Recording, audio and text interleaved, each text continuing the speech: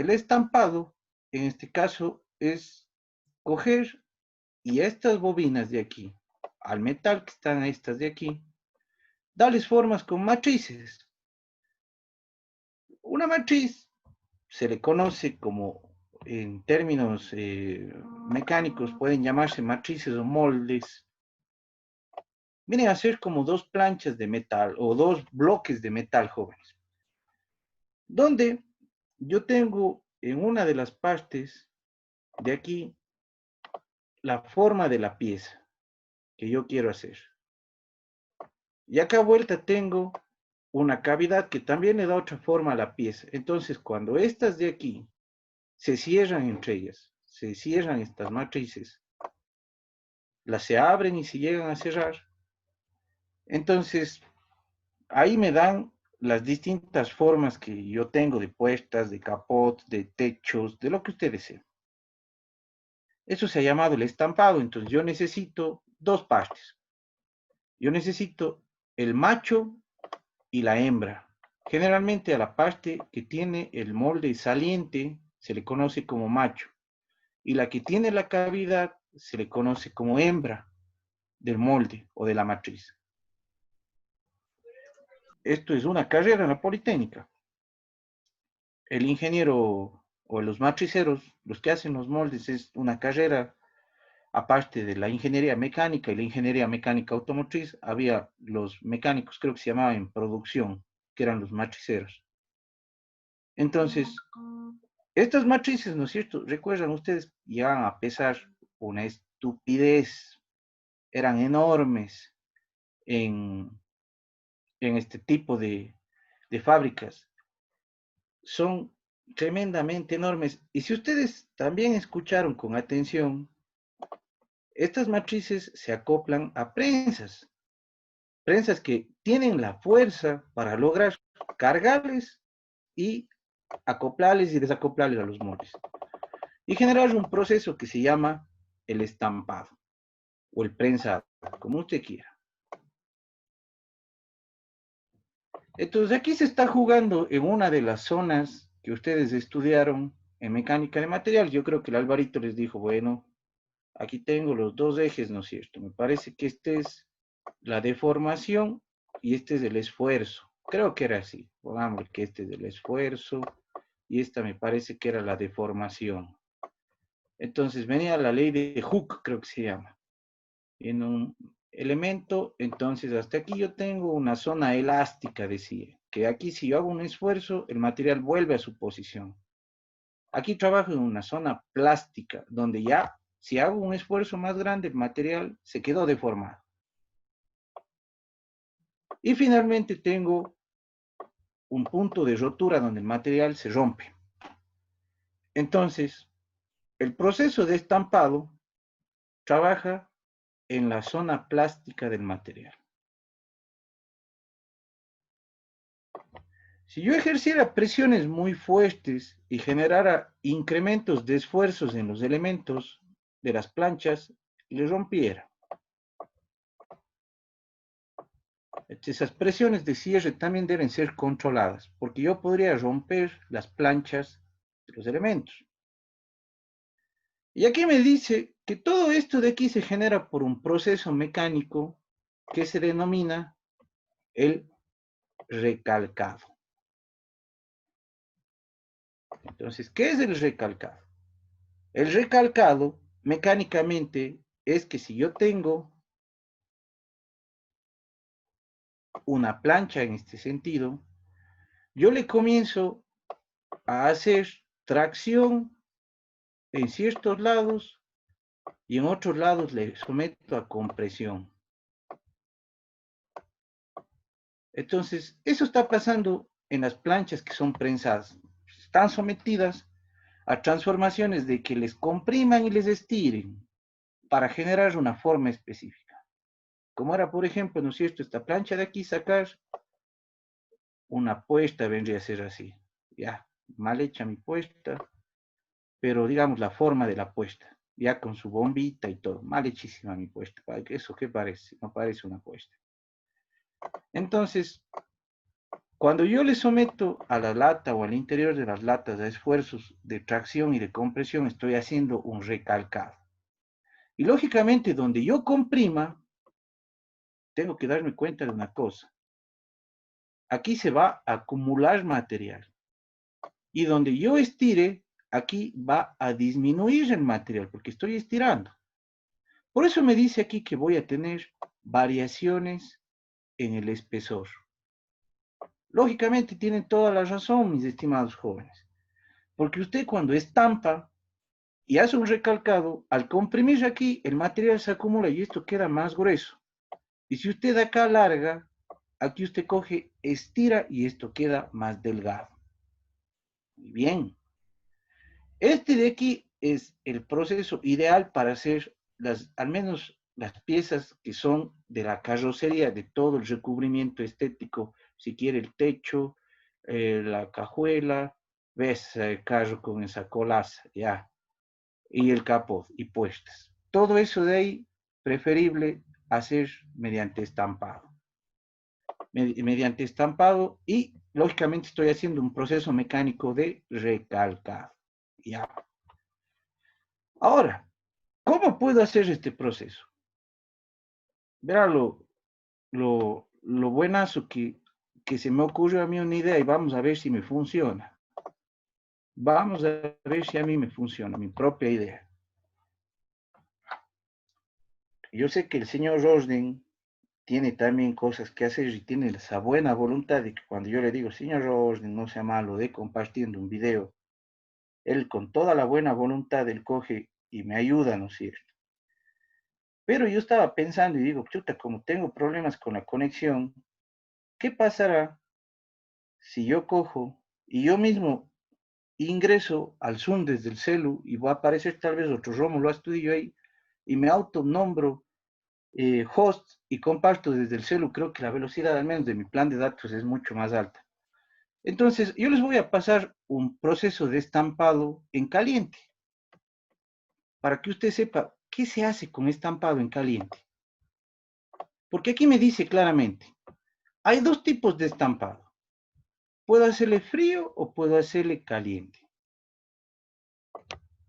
Usted vio ayer el frío. Usted estaba viendo el estampado frío. Todas las matrices que estaban estampando, puestas, capots y todo lo que quiera, estaban estampando en frío.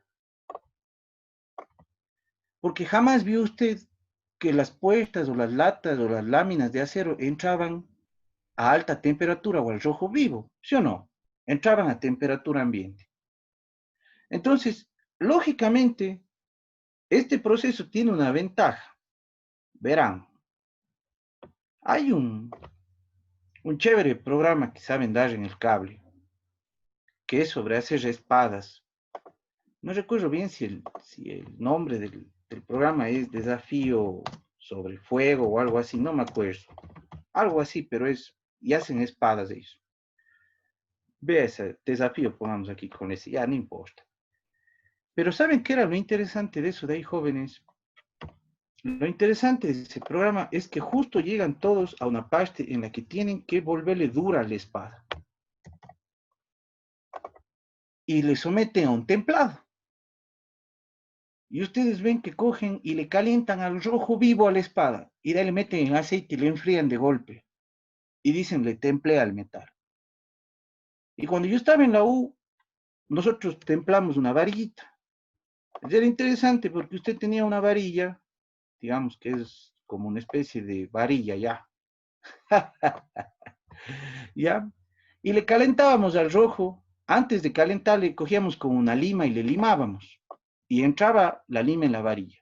Pero le poníamos al rojo y le enfriábamos bruscamente en aceite y después la lima no podía entrar. ¿Qué es lo que pasa, mis estimados jóvenes? Que cuando usted hace calentar mucho un material, usted hace que las moléculas que componen el material se hagan más grandes, se comiencen a expandir. Pero si usted les tiene ya el rojo vivo y les enfría de golpe, estas moléculas no pueden regresar a su posición original con la misma brusquedad, así que quiere cuando usted enfría de golpe. y se quedan expandidas y se aprietan entre ellas y esto se llama un proceso de templado. Y cuando yo templo un metal o le vuelvo al rojo y le enfrío de golpe, cambio sus propiedades mecánicas porque le hago más duro. Lo malo del templado es que la pieza es muy frágil y por eso a estas personas se les sabe a veces romper la espada cuando templan, porque les triza la espada, por el brusco cambio que hay de temperatura. Quiere hacer la prueba, facilísimo, puede hacerla, pero se va a endeudar en un vaso. Coge un vaso de vidrio y bote el agua hirviendo y asiéntele sobre una baldosa fría y va a ver que se triza el vidrio por el cambio brusco que hay de temperatura. Hay muchísima gente que sabe decir, hay gente que es ignorante del automóvil y que tiene un motor hirviendo y le coge y le bota agua lavando el motor. Y a veces eso puede trizar el bloque, porque el bloque está expandido, yo le contraigo tan abruptamente y genero esto de aquí y se puede trizar el bloque. Entonces, hay una desventaja en hacer en caliente las cosas. En frío yo no estoy cambiando las propiedades mecánicas del elemento, no las estoy cambiando. Entonces, eso de ahí a mí me ayuda mucho el hacer en frío. Por eso aquí me dice que yo tengo, bueno, aquí me habla la posibilidad de tener materiales de alta resistencia, reducción de peso, etcétera. Pero usted tiene que acordarse que hay un defecto en hacer las cosas en caliente, es que yo cambio las propiedades del metal. Les estoy cambiando cuando les enfrío. Por eso hay tratamientos térmicos que se llama el revenido, el recocido, donde yo cojo y a una pieza después de templarle, le meto en un horno y le comienzo a calentar lentamente, o le enfrío lentamente, para aliviar todas estas tensiones que se quedaron. Y si mal no me recuerdo, esos procesos se llaman revenido o recocido. ¿Ya?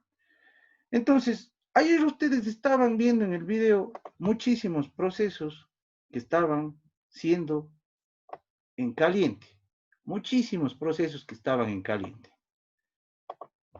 Entonces, jóvenes, hay algo muy interesante.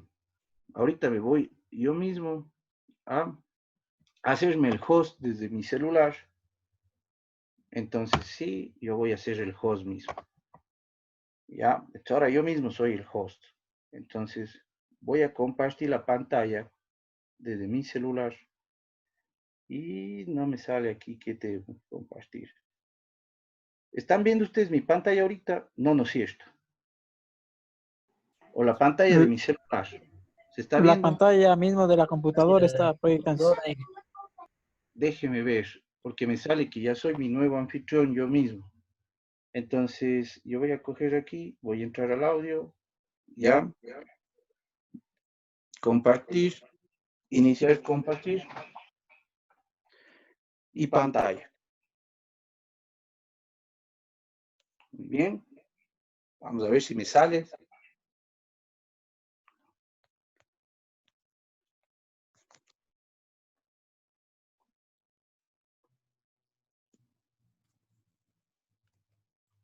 Aquí hay una pieza que se produce por estampado en caliente.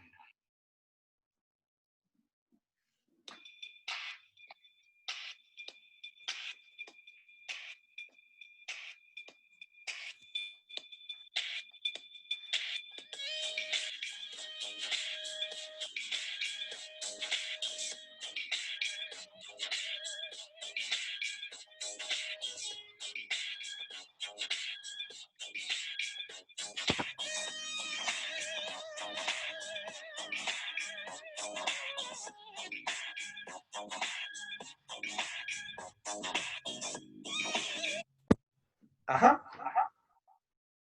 Voy a dejar de compartir. Vamos a ver acá. Ya, muy bien. Y voy a nombrarme de nuevo el host a mí mismo. Hacer anfitrión. Ya, muy bien.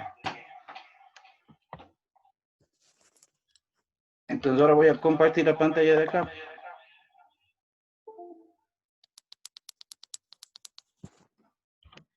Vamos a ver acá.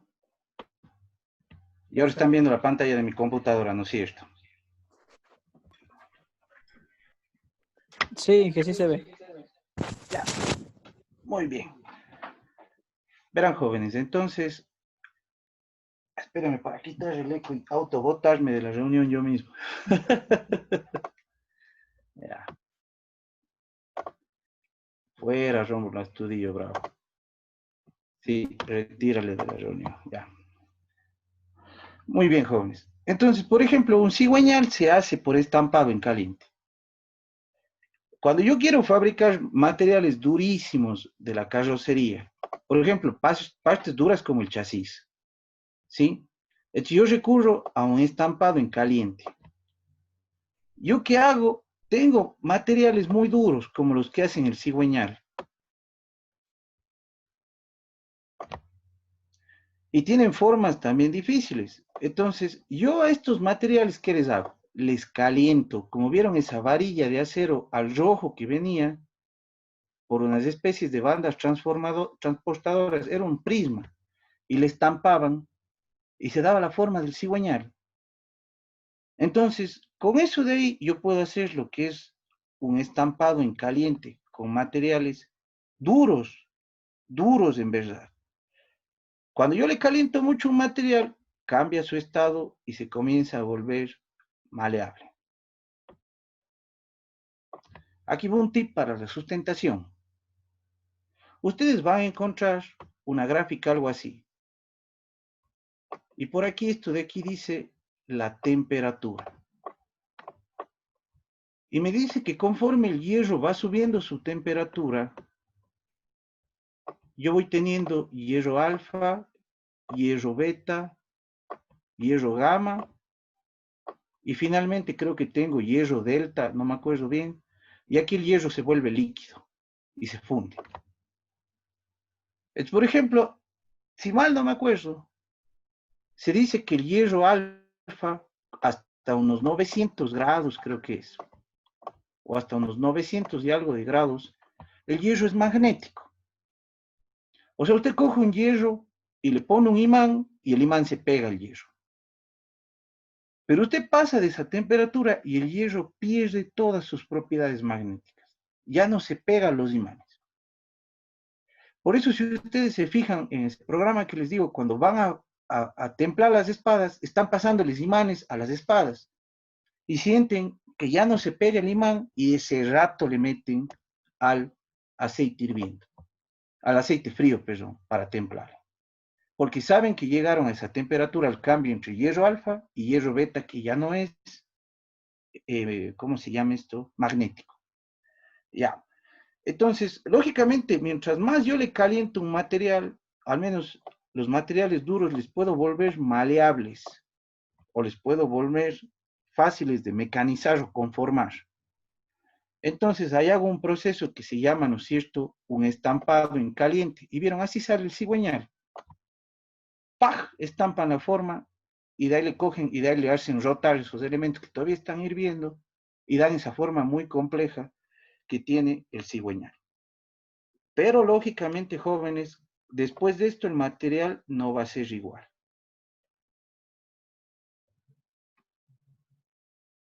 Por lo del templado y esas cosas que les comentaba. El material se habría transformado y muy probablemente se habrá endurecido. Porque yo cambio las propiedades mecánicas de un material cuando yo le llego a hacer que llegue a esas temperaturas de rojo vivo. Le estoy cambiando las propiedades mecánicas de ese material. Ya, muy bien. Voy por acá. Entonces ya vino, ¿cierto?, el estampado y el prensado. ¿Ya? Lógicamente aquí este trabajito, ¿quiénes hacen? Hacen unos robots o elementos robots. Yo pienso que es lo mejor que estén alimentando las prensas, esa prensa que se cierra en sus brazos, esa, chao brazos. O sea, no le queda ni un, siquiera ni un rastro de lo que fue su brazo, le estallaría el brazo. Entonces los robots tienen la programación para alimentar y en el momento justo retirarse, alimentar y retirarse, ¿no es cierto?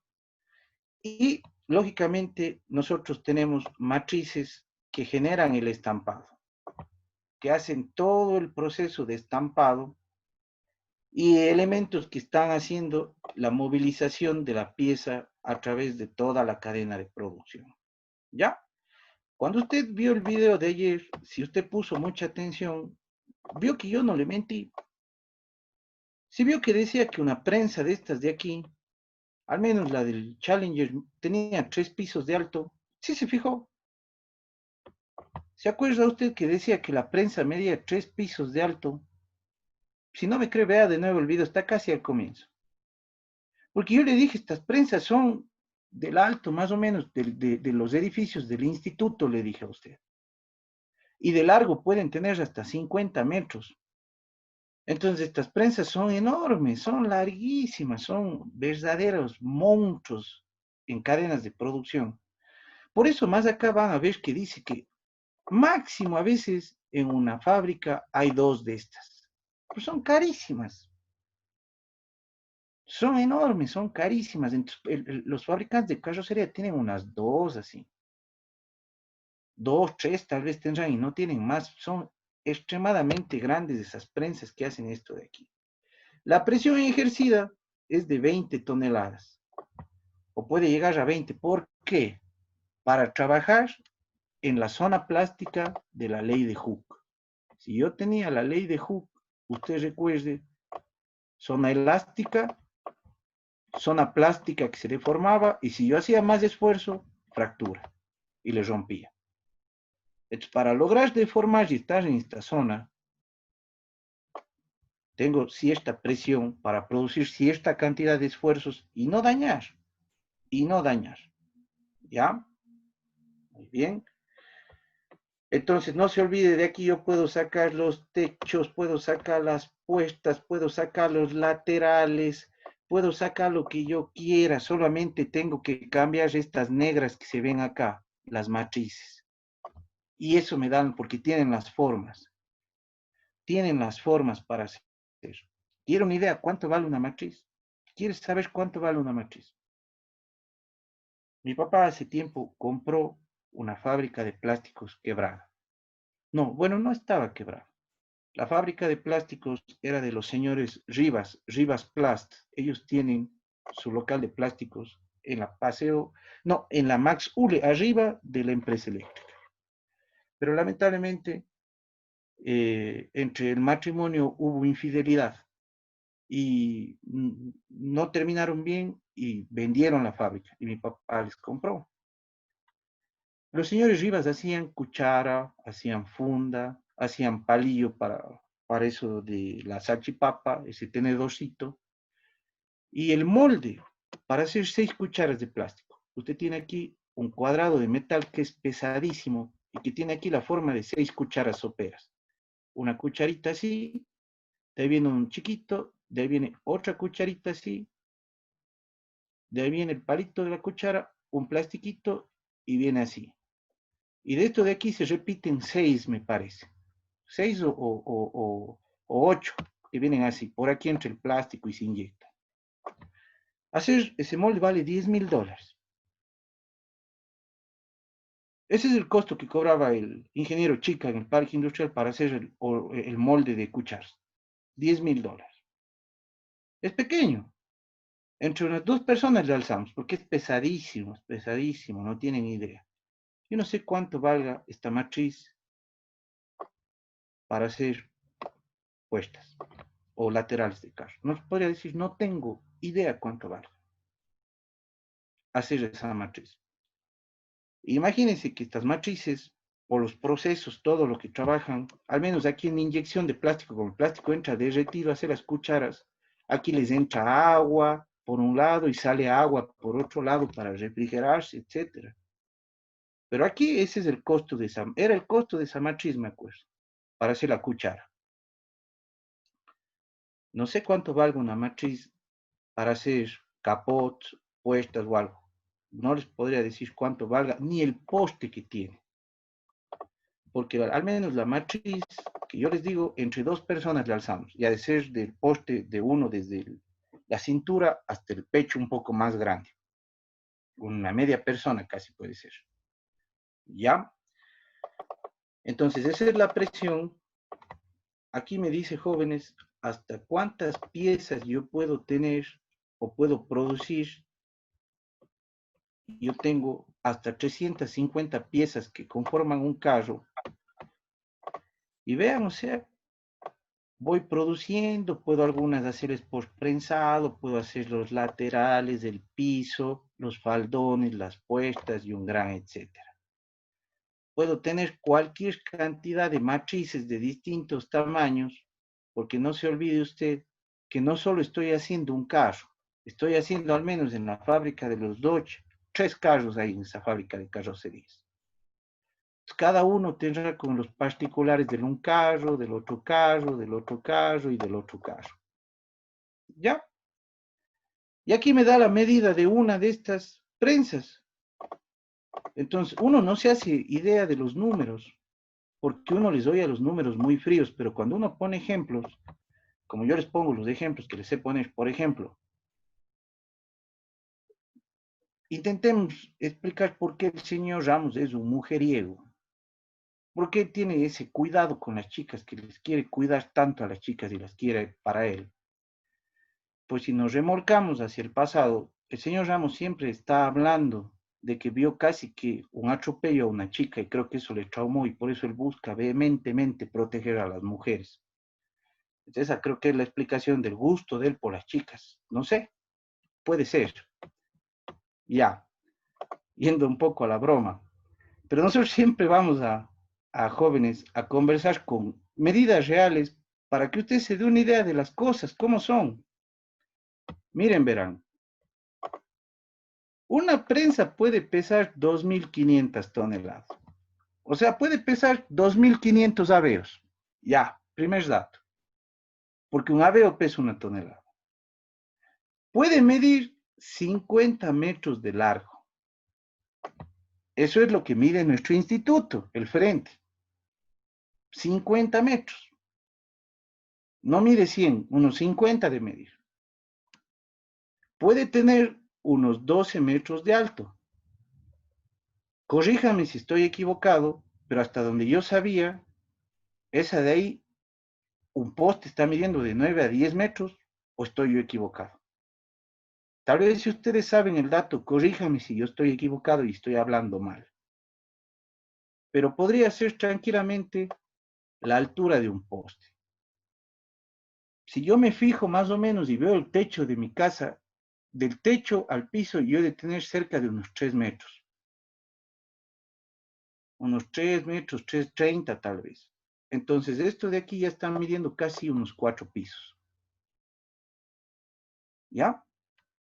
Y 10 metros de ancho.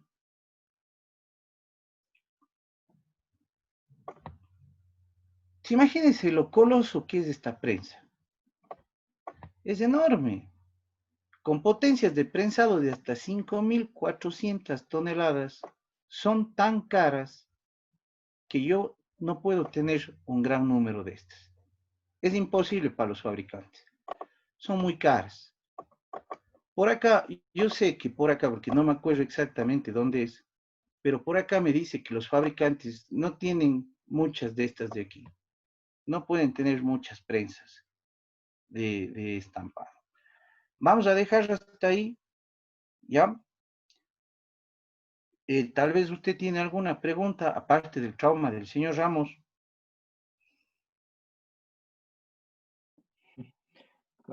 No, dije, todo está bien. Muy bien, ya. Entonces, eh, para el autónomo, la otra clase, yo creo que es muy conveniente, jóvenes, que ustedes creen los links o la persona que va a compartir la pantalla, ¿ya? Y creo que es conveniente también que sean muy puntuales, porque ese tiempo les va a faltar, ¿ya? Entonces, tienen que ponerse de acuerdo entre los integrantes que, por ejemplo, del grupo, yo que sé, digamos que hay 3 grupos. En el un grupo es el grupo del señor Mendoza, el otro grupo es el grupo del señor Ramos y el otro es el grupo del señor Rosden. Ahí hay otro grupo que es solo del señor Carrasco y del señor Aucancela, ¿ya? Entonces, Tienen que ponerse de acuerdo cuáles van a defender la primera parte, porque yo supongo que ustedes siempre hacen así, siempre dicen vos de tal hoja, yo de tal hoja y vos de tal hoja. Ya, pónganse de acuerdo y los cuatro cogen y yo les estoy escuchando mientras los otros están escuchando, ¿ya? Yo sé preguntar a cualquiera de los que está ahí en clase presencial, ¿le entendió? ¿Entendió lo que dijo el otro, lo que están exponiendo? Y sé incluso decir, ¿entendió? Ah, entonces explique usted qué dijo. Porque si sus compañeros no le están entendiendo, significa que ustedes están exponiendo mal también. Sus compañeros deberían estar en la capacidad de entender lo que ustedes están diciendo, ¿no es cierto? ¿Ya? Y conforme exponen, yo les voy haciendo unas preguntas de lo que yo no entiendo de lo que ustedes digan. Si ustedes explican extremadamente bien, yo voy a estar completamente callado y no voy a preguntar absolutamente nada porque se supone que estoy entendiendo. ¿Ya? Entonces pónganse de acuerdo, cogen y se conectan, defienden, de ahí vienen los otros, defienden, le ceden el host y defienden hasta que acaben.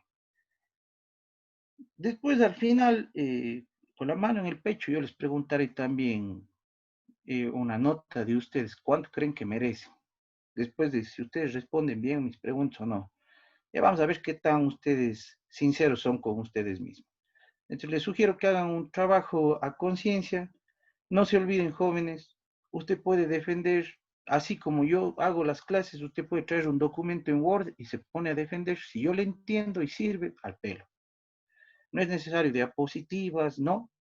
Si usted ve que un video le ayuda mucho, muestre el video, lo que usted desee. No tengo ningún inconveniente. Pero no quisiera que vengan, como les dije, y me vengan y me lean lo que está aquí. Y de ahí lean lo más abajo y lean y piensan que ya es pusieron. La persona que haga eso, considérese que tiene pésima nota en el autónomo. Ya de entrada, considere que va a tener mala nota. La persona que coge y usa esto para poder guiarse y explicar, esa persona está bien, pero la que se pone a leer y no entiende ni lo que lee, olvídese.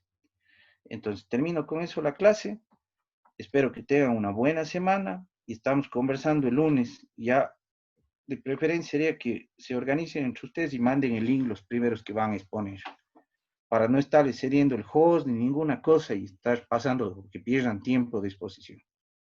Eso sería, jóvenes, que tengan una muy buena semana.